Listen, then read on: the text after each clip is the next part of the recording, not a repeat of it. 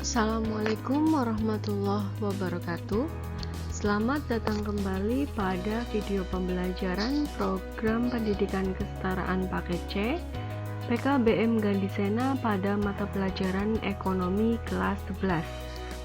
Pada video kali ini kita akan membahas mengenai modul 9 yang berkaitan dengan anggaran belanja antara perencanaan dan realisasi. Unit 1, Pembangunan Ekonomi. Berikut pembahasannya.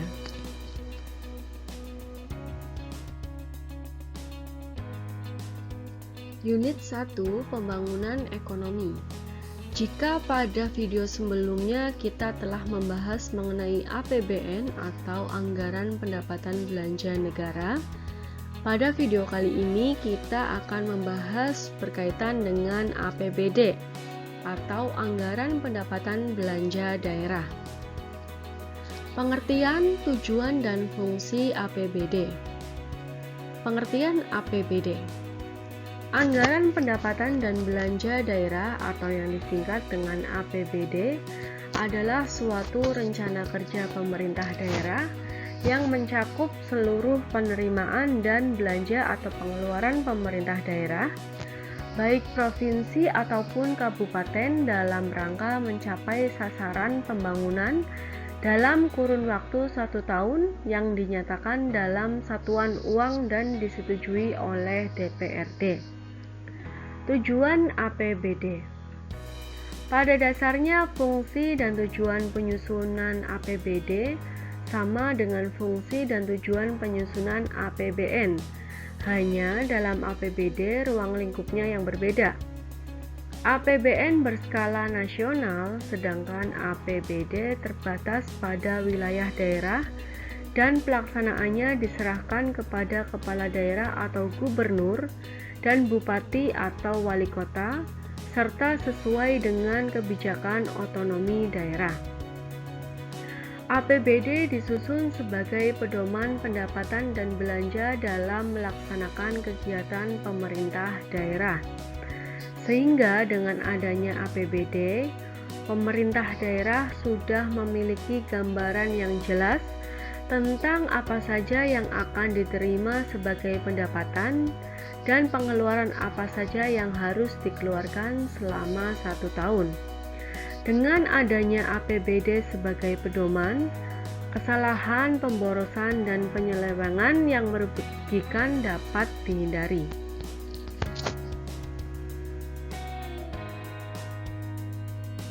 Fungsi APBD. Berdasarkan Undang-Undang Nomor 33 Tahun 2003 Pasal 66, APBD memiliki fungsi sebagai berikut. Yang pertama sebagai fungsi otorisasi. Fungsi otorisasi berarti APBD menjadi dasar bagi pemerintah daerah untuk melaksanakan pendapatan dan belanja pada tahun yang bersangkutan. Yang kedua, fungsi perencanaan. Fungsi perencanaan berarti APBD menjadi pedoman bagi pemerintah daerah untuk merencanakan kegiatan pada tahun yang bersangkutan. Yang ketiga sebagai fungsi pengawasan. Fungsi pengawasan berarti APBD menjadi pedoman untuk menilai atau mengawasi apakah kegiatan penyelenggaraan pemerintah daerah sudah sesuai dengan ketentuan yang telah ditetapkan. Yang keempat, fungsi alokasi. Fungsi alokasi berarti APBD dalam pembagiannya harus diarahkan dengan tujuan untuk mengurangi pengangguran, pemborosan sumber daya, serta meningkatkan efisiensi dan efektivitas perekonomian. Yang kelima, fungsi distribusi. Fungsi distribusi berarti APBD dalam pendistribusiannya harus memperhatikan rasa keadilan dan kepatutan.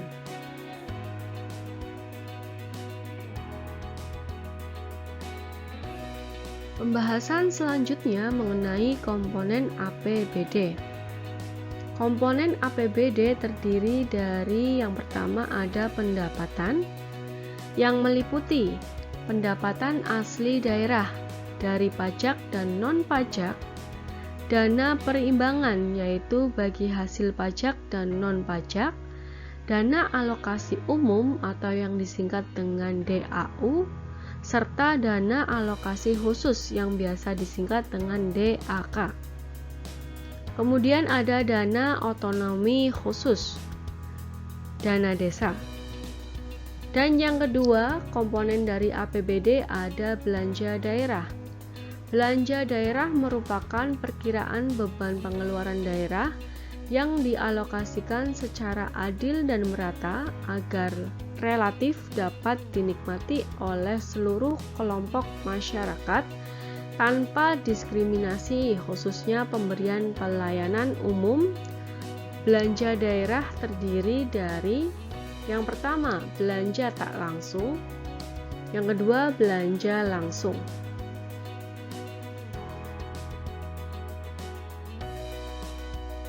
Yang ketiga, komponen dari APBD ada penerimaan pembiayaan daerah.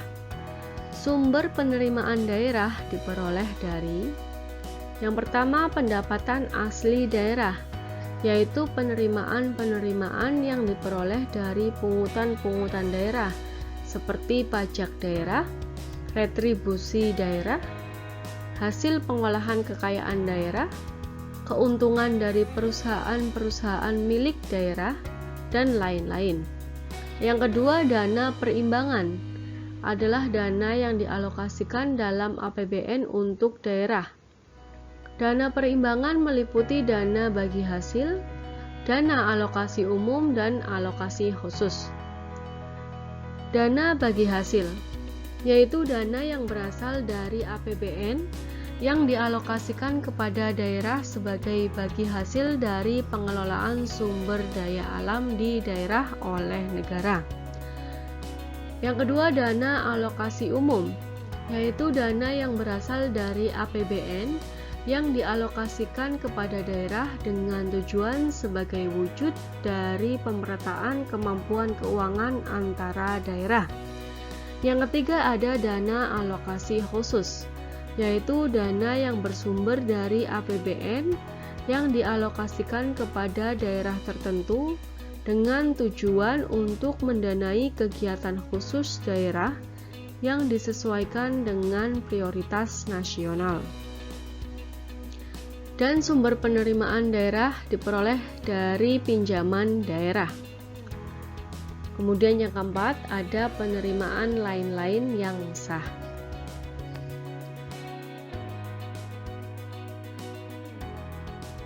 Komponen APBD yang selanjutnya yaitu pengeluaran pembiayaan daerah. Pembelanjaan tiap-tiap daerah akan berbeda-beda diwarnai dan disesuaikan dengan kondisi dan keunikan yang dimiliki oleh setiap daerah.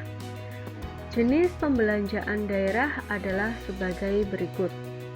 Yang pertama, belanja rutin, yaitu pengeluaran yang secara rutin dibelanjakan oleh pemerintah daerah, antara lain untuk belanja gaji, belanja barang, belanja pemeliharaan, dan belanja perjalanan dinas.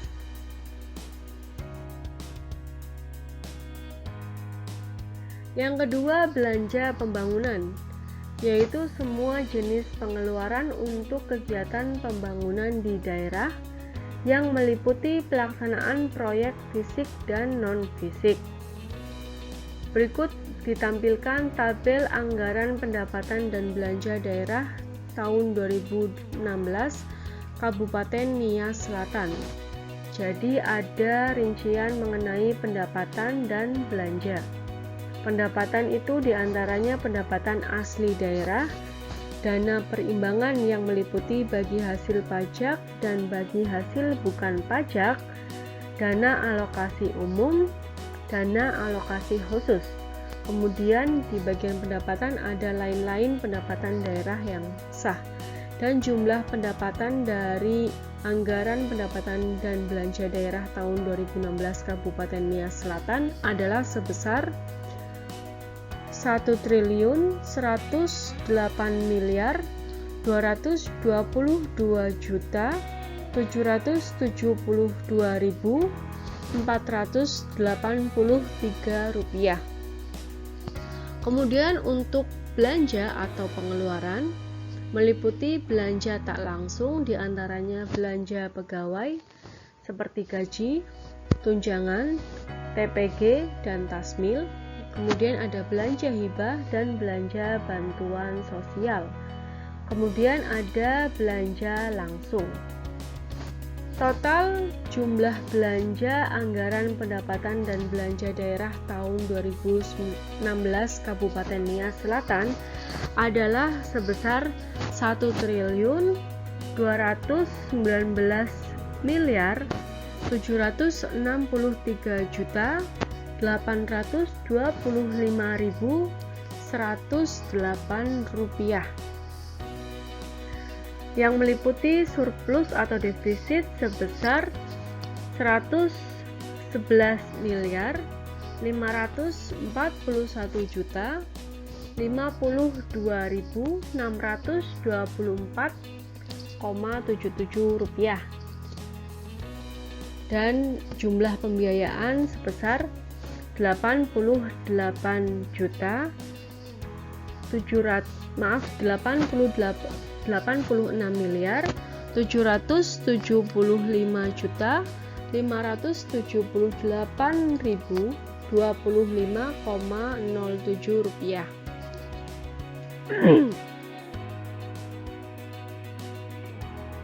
Selanjutnya, mekanisme penyusunan APBD. Cara penyusunan APBD. Penyusunan APBD dilaksanakan melalui tahapan sebagai berikut. Yang pertama, pemerintah daerah menyusun RAPBD atau rancangan APBD. RAPBD disusun pemerintah daerah atas dasar usulan dari setiap perangkat belanja administrasi dan umum, yaitu sebesar 326.928.112 daerah yang diusulkan dalam bentuk RASK atau Rencana Anggaran Satuan Kerja. Yang kedua, pemerintah daerah mengajukan RAPBD kepada DPRD untuk dibahas. Sebelum membahas RAPBD, DPRD menyosialisasikan RAPBD kepada masyarakat untuk mendapat masukan. Masukan tersebut dicatat dan akan dibukukan sebagai lampiran. Kemudian yang ketiga, DPRD membahas RAPBD bersama dengan tim anggaran eksekutif. Yang keempat, RAPBD yang telah disetujui DPRD disahkan menjadi APBD untuk dilaksanakan.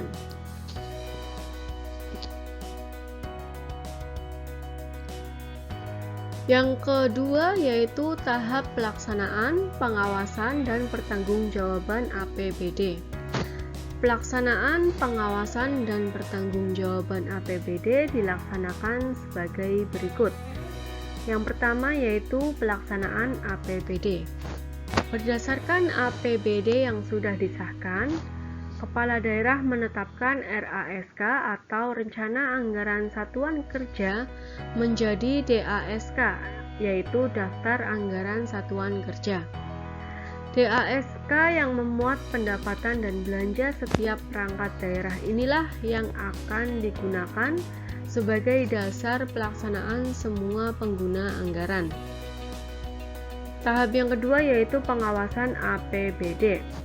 Agar tidak terjadi penyimpangan, pelaksanaan APBD harus diawasi. Lembaga yang bertugas mengawasi pelaksanaan APBD adalah DPRD dan pejabat internal yang diangkat oleh kepala daerah. Dan yang ketiga ada pertanggungjawaban APBD. Ada dua macam laporan pertanggungjawaban APBD yang dilakukan kepala daerah, yaitu laporan pelaksanaan APBD triwulanan yang disampaikan setiap 3 bulan sekali dan laporan pelaksanaan APBD tahunan yang disampaikan setiap akhir tahun.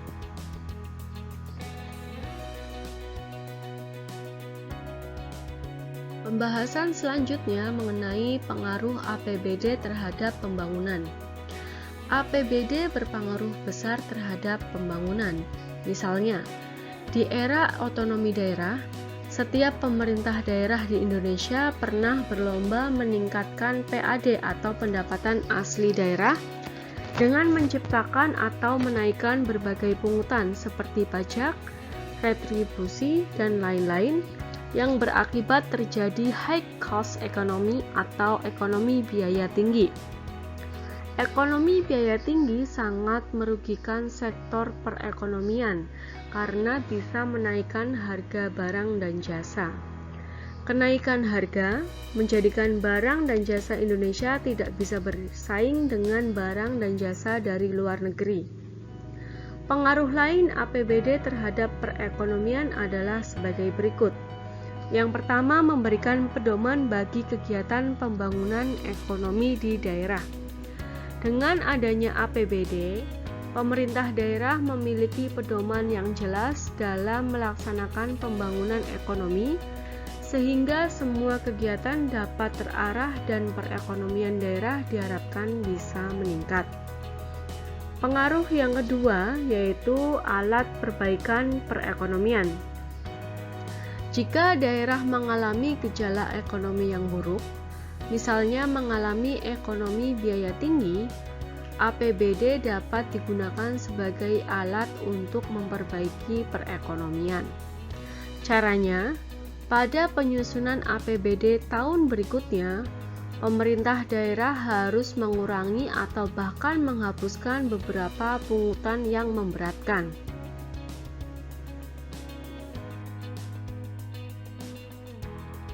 Selanjutnya, perubahan harga di daerah. Misalnya, dalam rangka meningkatkan PAD, pemerintah daerah menaikkan tarif beberapa pungutan seperti tarif pendaftaran rumah sakit, tarif pengujian kendaraan bermotor, pajak hotel, pajak hiburan, dan pajak sarang burung walet. Semua kenaikan tarif tersebut tentu akan berpengaruh terhadap harga barang dan jasa. Satu hal yang perlu diingat oleh pemerintah daerah, jangan sampai kenaikan-kenaikan tersebut menimbulkan ekonomi biaya tinggi.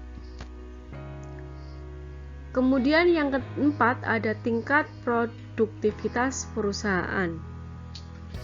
Apabila pemerintah daerah menetapkan peraturan yang menghambat lalu lintas barang dan jasa antar daerah, hal itu akan mempengaruhi produktivitas perusahaan-perusahaan tertentu, seperti perusahaan yang menjual produknya ke daerah lain atau perusahaan yang mendatangkan bahan bakunya dari daerah lain. Kemudian yang kelima ada tingkat pemerataan distribusi pendapatan. Misalnya, di Garut kita mengenal adanya sarang burung walet yang tentunya membuat kaya para pemiliknya. Agar kekayaan mereka tidak bertumpuk dan menimbulkan kecemburuan sosial, serta menciptakan ketimpangan distribusi pendapatan, maka pada APBD dianggarkan pajak sarang burung walet. Pajak yang dikenakan pada pemilik sarang burung walet akan digunakan pemerintah daerah untuk kepentingan masyarakat banyak. Dengan demikian, distribusi pendapatan di masyarakat diharapkan lebih merata. Demikian pembahasan mengenai modul 9 unit 1. Kami dari PKBM Gandisena mengucapkan terima kasih. Sampai jumpa pada video-video pembelajaran berikutnya. Wassalamualaikum warahmatullahi wabarakatuh.